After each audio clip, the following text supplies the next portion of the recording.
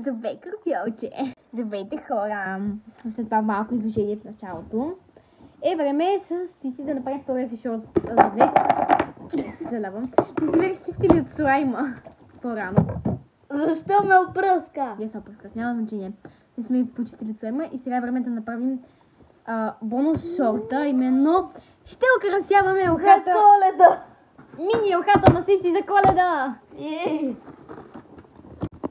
Само да уточням, че тази уха е за стаята на Сиси и затова е малко, не е голяма.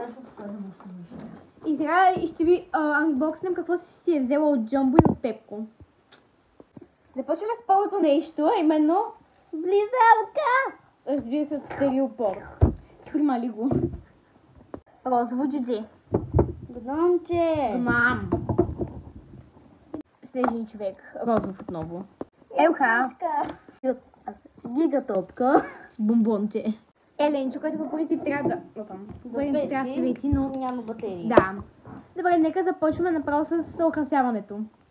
Забравях да ви покажа последното нещо, именно... Много е тежко. До тази лампа. Не, тишко. Те не е лека и за лампа. Което може... Опа. И да пеем. И само да светим. И да пеем. И да е изключена. Това беше от анбоксинга. Не беше това. Сега следих Xmas, пише с джудже, разбира се. Нека започваме с сериозните работи, а именно украсяването. Вероятно ще има втора част, ще го преценим с течение на времето. Нека започваме, стига сме губили време. Така започваме с отварянето на топките. Аз ще ги отворя. Хора, ще направим един бърз ASMR на това.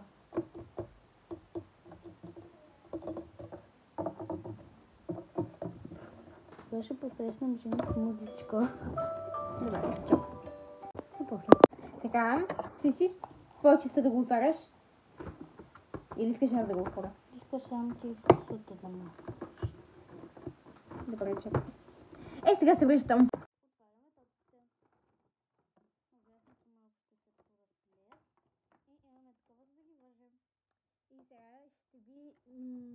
Само за някои тъпки ще ви снимаме процес, тъй като ще е много бавно. И да знаете, ще има втора част. Очаквайте, ако... Сега ще го преценим, ама силно ще има. Добре, бай! Така, сега ще ви снимам на бързо как ще правя топките, като имам ти направи, че сега съм направила 2.